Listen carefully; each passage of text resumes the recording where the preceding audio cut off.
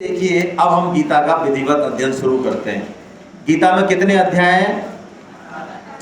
पहले अध्याय का नाम क्या है? सामने आपके अर्जुन विषाद। विषाद का मतलब क्या है? दुख, तनाव, टेंशन, चिंता। और योग का मतलब क्या है जी? योग का मतलब है भगवान से मिलना, सारे दुखों का दूर होना, मोक्ष, या वो टेक्निक जिससे भगवान से मिला जाए। तो देखो, गीता में पहले अध्याय का नाम कितना जबरदस्त है। अर्जुन के जीवन में क्या आया? विषाद आया, दुख आया। तो उससे उसको किसकी प्राप्ति हो गई? गीता की प्राप्ति हो गई, योग की प्राप्ति हो गई, भगवान श्री कृष्ण की। इसका मतलब है कि हमारे जीवन में यदि दुख आता है ना, तो इसका मतलब वो हमको कहीं न कहीं अच्छी जगह ले के जा रहा है। आप सुन रहे हैं मैं क्या बात कह रहा हूं? उसको रिपीट कर रहा हूं मैं, आप ठीक से इसको धारण करें जरा।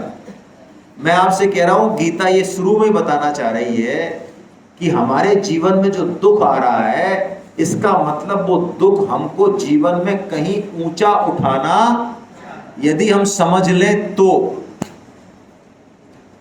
अच्छा, हमारे जीवन में जो परिवर्तन आया, जो हमने सीखा लेसन, चाहे पुराने लोग हों, बूढ़े, चाहे बच्चे हों, वो हम दुख से ज्यादा सीखते हैं कि सुख से ज्यादा सीखते हैं? बताओ। दुख से ज्यादा सीखते हैं भाई। जीवन में दुख आता है ना, जब वो कसता है ना हमको, 2 दिन का, 10 दिन का, तो जितनी ट्रेनिंग होती है ना उस समय, वो ट्रेनिंग जिंदगी भर काम आती है। इसका मतलब है हमको जीवन में दुखों से बिल्कुल भी घबराना नहीं चाहिए, बल्कि उनकी सीढ़ी बना के परमात्मा से मिलने की सीढ़ी है वो। कौन? दुख।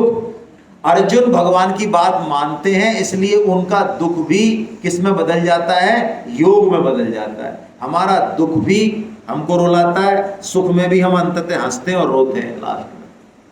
तो गीता शुरू में ये बात कह रही है कि जीवन में चाहे सुख आए चाहे दुख आए, दोनों का सदुपयोग करना है। आज बच्चे छोटी छोटी बातों पर जो है घर छोड़ देते हैं, आत्महत्या कर लेते हैं, नाराज हो जाते हैं, खाना खाना बंद कर देते हैं। बोलो है या नहीं? अरे हमारे जमाने के लोगों से पूछो, खूब कुटाई होने के बाद भी शाम को रोटी खा लेते थे हम, और कहीं नहीं जाते थे घर छोड़ के चले जाते थे। क्यों जाएंगे? हमारा घर है भाई, हमारी माँ है, हमारे बाप है। आजकल के बच्चों को देखो, फेल हो जाए तो ट्रेन में जाके पटरी पे सो जाते हैं। बताओ। अरे उनके दोस्त नहीं बने स्कूल में, कॉलेज में, कोई उनसे बोलता नहीं है, इस पे मर जाते हैं, क्योंकि उनको अभी कुछ पता ही नहीं है, ट्रेनिंग ही नहीं है उनकी। वो जीवन के दुख को कैसे जो है अपने जीवन को उठाना है, ये ट्रेनिंग हमको गीता देने वाली है भैया। कैसे देगी ट्रेनिंग? आइए देखते हैं जल्दी से। नेक्स्ट, पहला श्लोक पढ़ते हैं हम सब पढ़िए आप। श्लोक बोलिए, श्लोक बोलने से बहुत फायदा होता है, कोशिश कीजिए, चुपचाप मत बैठिए, है ना? मेरे साथ बोलिए। धर्म क्षेत्रे कुरुक्षेत्रे समवेतायुयुत्सवः माम का पांडवाश्चैव किम कुर्वत संजय। ये धृतराष्ट्र पूछ रहे हैं, किससे पूछ रहे हैं? संजय से पूछ रहे हैं। क्या पूछ रहे हैं? कि कुरुक्षेत्र में उसको क्या बताया उन्होंने? धर्म भूमि। उसमें जो पांडव इकट्ठे हुए और मेरे पुत्र इकट्ठे हुए, उनके बीच में क्या क्या मतलब है इसका? देखिए, सुबह से जब से हम उठते हैं 4 बजे से, गलत कह दिया, 5 बजे, अभी भी गलत है। कितना करूं भाई? 8 बजे कर दूं? अच्छा, अभी भी गलत है। ये हमारे 2-3 जो युवा है कह रहे हैं नहीं, मुंडी हिला रहे हैं, तो कितना 11 कर दूं? 11?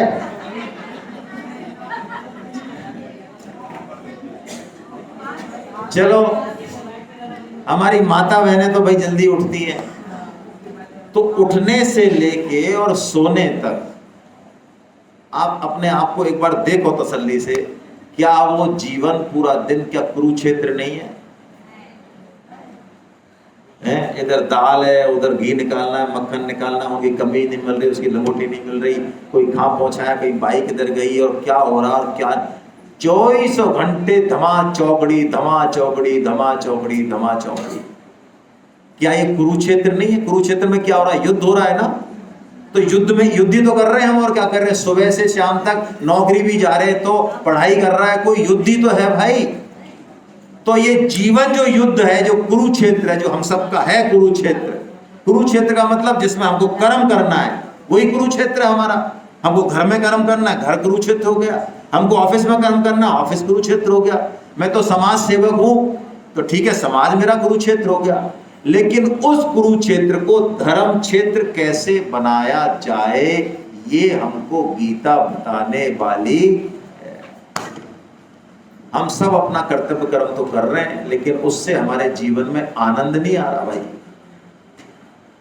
जबकि गीता तो ये कहती है कि जो हमारा कर्तव्य कर्म है, पानी पिलाने का ही है, झाड़ू पोछा लगाने का ही है, रोटी बनाने का ही है, चाहे दुकान करने का ही है, जो भी हमारा कर्तव्य कर्म है, उसी से हमारे जीवन के लक्ष्य की प्राप्ति हो जाएगी, है ना। इनको उठा दो भाई, है ना, इनको उठा दो, इनको बाहर भेज दो, आप बाहर चले जाओ। क्योंकि मैं भी तो बोलूंगा ना भाई, मैं कैसे बोलूंगा बताओ। मैंने आपसे हाथ जोड़ के निवेदन कर दिए, आपको शर्म आ रही है, मैं फिर अब पिन पॉइंटेड उठा दूंगा किसी को, अच्छा नहीं लगेगा आपको, है ना भाई। मेरे सत्संग में तो मुझे बिल्कुल अलाउ नहीं है कि कोई भी अपनी कंसंट्रेशन खोए, बिल्कुल अलाउ नहीं है, है ना। हम और कुछ नहीं चाहते आपसे, हम भी इतनी दूर से आए तो कोई भाव से आए, और पूरी रात की जगह हम पूरा दिन चले। कल सुबह से चल रहे हैं हम 7 बजे से, 7 बजे से चले और अब आए और नाश्ता भी नहीं किया है। क्यों? क्योंकि भगवान का काम करना चाहिए। 1 घंटे डिले हो गया, इसके लिए क्षमा है। बल्कि हमारा 9 बजे शुरू होता है, तो नींद तो हमें भी आ सकती है ना, हमें भी इच्छा हो रही है हम सो जाएं 6 घंटे जाके। चलिए, डिस्टर्ब मत करो बीच में बिल्कुल भी। तो कुरुक्षेत्र को हमको क्या बनाना है? धर्म क्षेत्र बनाना है। अब देखिए, महाभारत का युद्ध क्यों हुआ? महाभारत के युद्ध का मुख्य कारण दुर्योधन नहीं है, महाभारत के युद्ध का मुख्य कारण है धृतराष्ट्र। धृतराष्ट्र कौन है? धृतराष्ट्र कौन है? धृतराष्ट्र वो है, धृतम राष्ट्रम येन स धृतराष्ट्र। क्या मतलब? जो दूसरे के हक को हड़पना चाहे। जो मेरा कर्तव्य कर्म है, यदि मैं वो नहीं करना चाहता तो मैं कौन हूं? धृतराष्ट्र। गीता के श्लोकों को, गीता के पात्रों को हमको अपने ऊपर घटाना है, सामने वाले में नहीं घटाना कि ये बैठा धृतराष्ट्र, ये है, मैं खूब जानता हूं। अरे तू कुछ नहीं जानता उसके बारे में, उसको बैठा रहने दे। तू खुद में देख, तेरे अंदर धृतराष्ट्र है क्या? दूसरों में नहीं देखना है, दूसरों में देखना ही नहीं है हमको कुछ भी। गीता में एक भी श्लोक ऐसा नहीं है जो हमको ये परमिशन देता हो कि हम दूसरे को चेक करें, पति को, पत्नी को, माँ, किसी को नहीं। किसी को चेक करने की ताकत ही नहीं है हमारी। हमको किसको चेक करना है? खुद को। तो धृतराष्ट्र कौन है भाई? मैं क्या कह रहा हूं? धृतराष्ट्र वो है जो पांडवों का हक आसानी से, जो करना चाहिए, न्याय करना चाहिए, जो कर्तव्य कर्म करना चाहिए, वो नहीं कर रहा है। तो मैं यदि घर में रहते हुए, घर का मालकिन मालिक होते हुए, मैं यदि अपना कर्तव्य कर्म ठीक से नहीं कर रहा हूं तो मैं कौन हूं? और धृतराष्ट्र है यदि, तो क्या होगा वहां पर? महाभारत होगा नहीं होगा? यदि हम धृतराष्ट्र हैं तो इसका मतलब हमारे जीवन में दुख आएगा ही आएगा। ठीक है, चलिए नेक्स्ट। अब धृतराष्ट्र को वर्णन कर रहे हैं संजय। दोनों सेनाएं खड़ी हैं आमने सामने।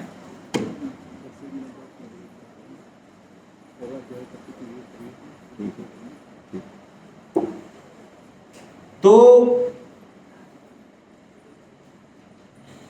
कौरव और पांडव दो सेनाएं, ठीक है, दो सेनाएं। कौरव कौन है और पांडव, ये दोनों सेना हमारे अंदर है। इनको पकड़ना है हमारे अंदर। कौरवों को मलाई खिला खिला के पुष्ट नहीं करना है। ये कौरव जो वृत्ति हमारे अंदर धृतराष्ट्र वृत्ति, इसको छीन करना है, पांडवों को बढ़ाना है। तो कौरव कौन है और पांडव कौन है ये पता चलेगा। देखिए मैं आपको संक्षेप में बता रहा हूं, आप गीता पढ़ लेना घर जाके थोड़ा सा, इसको किताब जो आपको दी है। दुर्योधन द्रोणाचार्य के पास जाता है और अपनी सेना के वीरों का वर्णन करता है और पांडव सेना में कौन कौन योद्धा हैं उनका भी वर्णन करता है, लेकिन कहीं भी वो कृष्ण का नाम नहीं लेता है, कहीं भी वो कृष्ण का नाम नहीं लेता है। इसका मतलब कौरव कौन है, दुर्योधन कौन है? दुर्योधन वो है जिसके जीवन में कृष्ण की कोई जरूरत, यदि हमारे जीवन में कोई जरूरत नहीं है, हमारा मेहनत है, हमारा दिमाग है, हमारे पास पैसा है, हमारे कॉन्टैक्ट्स हैं, हम इसी के दम पे यदि फूल रहे हैं और कोई हमारे लिए भगवान की या कृष्ण की जरूरत नहीं लग रही है, हमें नहीं लग रही, हमारा चल रहा है काम बड़े आराम से, तो कौन है हम दुर्योधन है। पांडव कौन है? पांडव वो हैं जिनको हर काम में खाएंगे तो पिएंगे तो चलेंगे तो सब में किसकी जरूरत पड़ रही है? कृष्ण की जरूरत पड़ रही है। वो कृष्ण पे ही, जैसे कि हम भोजन बनाते हैं और प्रसाद के रूप में भगवान को आरोग्य देते हैं, नया वस्त्र लाते हैं भगवान को कर देते हैं, नई कार लाते हैं भगवान का ध्यान करते हैं, कहीं जाते हैं तो नारायण नारायण कह के निकलते हैं। इसका मतलब यदि हमारे जीवन में कृष्ण है, राम है, भगवान है, मतलब तो इसका मतलब वो पांडवपना है। यहां देखिए सबसे पहला शंख पांडव सेना में किसने बजाया? कृष्ण ने बजाया। बोलो कृष्ण कौन है पांडव सेना में, किस पद पे बैठे हैं? सारथी। और आज की भाषा में कहें तो ड्राइवर।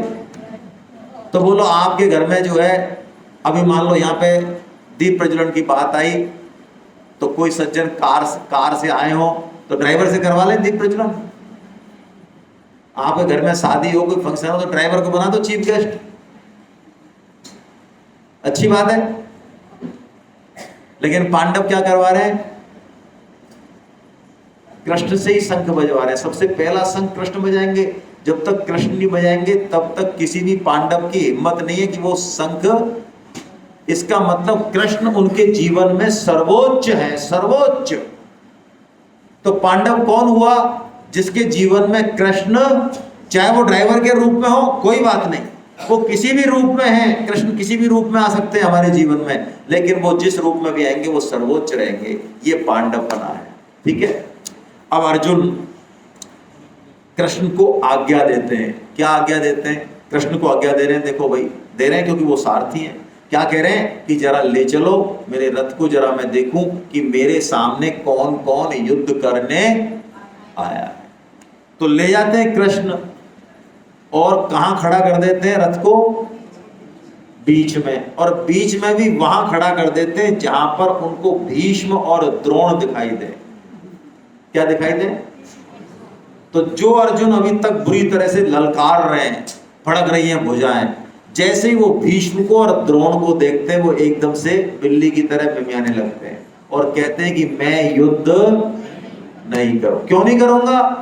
ये नहीं कह रहे मेरे को डर लग रहा है ना, ये वो कह रहे हैं युद्ध गलत है महाराज, आप मुझे गलत युद्ध करा रहे हो, दूसरे की तरफ उंगली उठा रहे हैं कृष्ण की तरफ। हम भी प्राय अपने जीवन में ऐसा ही करते हैं। आज का युवा अपने जीवन के फैसलों के लिए किसी और को जिम्मेदार ठहरा देगा। हम भी कोई काम नहीं करना चाहें, कोई बात समझ में नहीं आती तो हम कहते नहीं नहीं हमारी बुद्धि सही है, तुम ही गलत हो, तुम जो समझा रहे हो।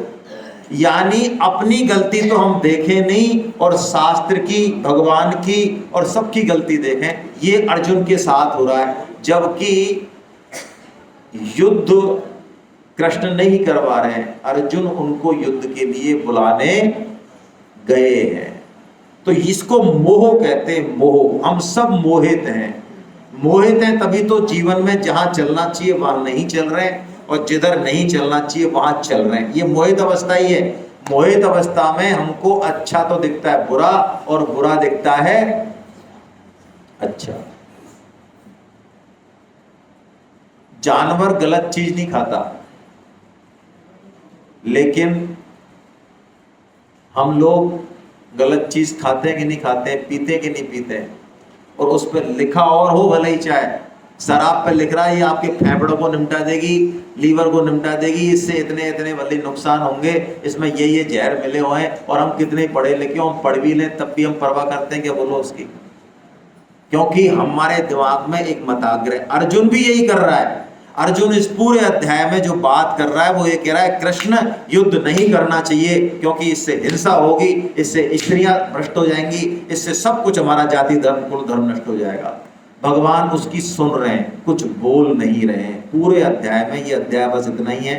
इस अध्याय में अर्जुन ने बहुत सारे तर्क दिए युद्ध नहीं करने के, लेकिन कृष्ण ने एक भी बात बोली नहीं, सिर्फ अर्जुन की क्या करी, सुनी।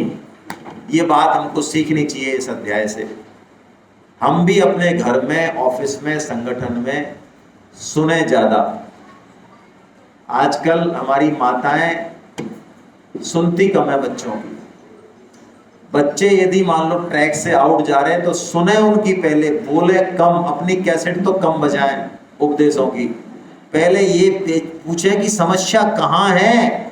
यहाँ पे कृष्ण एक शब्द नहीं बोलेंगे और अर्जुन 47 श्लोक लगातार बोल रहे हैं, तो अर्जुन कृष्ण ये देख रहे हैं कि इसका कहाँ कहाँ प्रॉब्लम है, क्या सोच है इसकी, कहाँ से बोल रहा है। ऐसी जो अच्छी माँ या अच्छा पिता होगा वो सामने वाले से उगलवाएगा, वो चीजें आने देगा, ये देखेगा कि कहाँ प्रॉब्लम है, मुझे कहाँ क्या नस दबानी है, क्या बोलना है, बजाय कि इसके तेरी कुछ भी प्रॉब्लम हो तो कुछ भी बकता रहे, मेरे को तो जो डायलॉग देने में तो वही दूंगा या वही दूंगी। यदि आप ऐसा करेंगे तो आपकी बात को सामने वाला कोई तवज्जो, क्योंकि उसको पता है कि आप क्या बोलने, आपकी दवाई एक है, बीमारी चेक सामने कुछ भी हो, दवाई एक ही है हमारे पास। नहीं, भगवान कह रहे हैं सुनो पहले, बोलो कम। इससे हमको जब बोलेंगे तो कुछ हमारे हाथ में कुछ बात होगी, फिर हमारी बात सुनी जाएगी। ये काम हम करें अपने जीवन में, चेंज आएगा। हरे कृष्णा।